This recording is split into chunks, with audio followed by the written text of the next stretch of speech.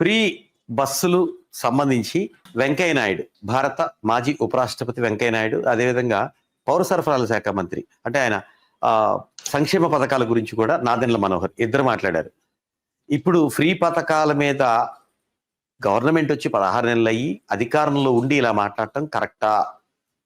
అదే టీడీపీ జనసేన కూటమి ద్వారా ఎన్నికలు అర్జించినప్పుడు, ఎన్నికల బహిరంగ సభల్లో ఈ ప్రకటనలు చేసినప్పుడు ఈ మాటలు ఏమైనాయి అనే మాటలు సోషల్ మీడియా ద్వారా ఇటు వెంకయ్య నాయుడుని కావచ్చు అంటున్న పరిస్థితి.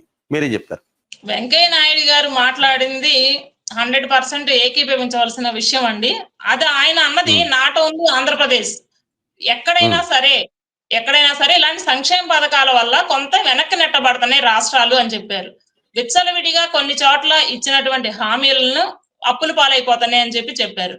ఆయన ఒక రాజకీయంలో పండితుడు, రాజకీయ భీష్ముడు. ఆయన చెప్పినటువంటి ప్రతి ఒక్క మాటని మేము స్వీకరిస్తాము.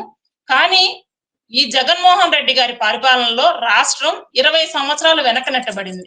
గతంలో పనులు కూడా లేక, ఇళ్లలో పాసి పనులు కూడా దొరికితే బాగుండు అనుకునేటువంటి పరిస్థితికి దిగజారిపోయినటువంటి ఎంతో మంది వ్యక్తుల్ని మనం కళ్ళతో చూసాం. మరి అట్లాంటి పరిస్థితుల్లో ఉన్నటువంటి రాష్ట్రానికి ఊపిరి పోస్తూ, ఇప్పుడు ఒక పేషెంట్ కి డైరెక్ట్ గా మనం ఏదో జబ్బును పడినటువంటి పేషెంట్ ని డైరెక్ట్ గా తీసుకొచ్చేసి మనం ప్రజల్లో నిలబెట్టాలని నిలబెట్టలేం కదండి. వాళ్ళకి ఒక ఇన్సులిన్ ఇవ్వాలి, వాళ్ళని ట్రీట్మెంట్ చేయించాలి, బోళ్ళంత తతంగం ఉంటది. అట్లాగే ఈ ప్రజలందరికీ కూడా వారికి కావాల్సినటువంటి మౌలిక సదుపాయాలు కల్పిస్తూ, ఉద్యోగ రూపకల్పన చేస్తూ, కూటమి ఏదైతే హామీలు ఇచ్చిందో ఆ హామీల్ని నెరవేరుస్తూనే ఉద్యోగ రూపకల్పన. ఇప్పుడు నేను ఒక సంవత్సరానికి నేను ఒక 10 లక్షలు సంపాదించుకున్నాను అనుకోండి, నేను ఎదుటి వారి మీద నేను ఆధారపడవలసిన అవసరం నాకు ఉండదు. అట్లాంటి ఉద్యోగ రూపకల్పన కల్పించేటువంటి అవకాశాన్ని కూటమి ప్రభుత్వం కలిగిస్తా ఉంది. దాన్ని చూసి అక్కస్తో వారం లేక వైఎస్ఆర్సీపీ వాళ్ళు ఏ రకంగా బురదయ్యాలి అని చెప్పి వాళ్ళు కూర్చున్నారు. వెంకయ్య నాయుడు గారు రాజకీయంలో పండితులు.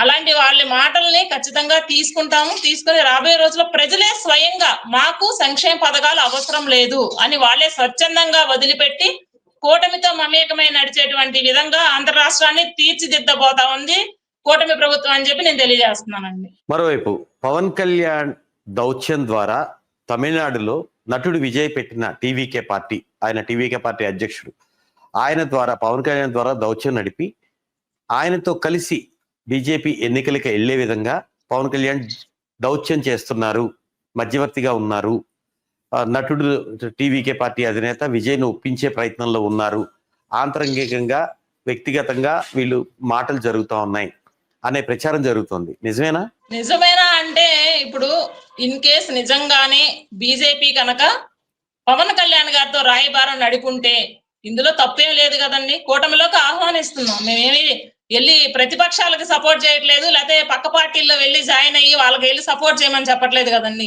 మన పక్క రాష్ట్రం అయినటువంటి తమిళనాడు సుభిక్షంగా ఉంటే మనం కూడా బాగుంటాము, మనతో పాటు మన చుట్టుపక్కల ఉన్న రాష్ట్రాలు కూడా బాగుండాలి అనేటువంటి సదుద్దేశంతో విజయ్ గారిని కూడా ఆహ్వానించి ఉండొచ్చు. పవన్ కళ్యాణ్ గారు ఏమన్నా పక్క పార్టీల నుండి రాలేదు కదండి, కూటమిలో భాగస్వామి. ఆయన ఆంతరంగికంగా నడిపి ఉండొచ్చు.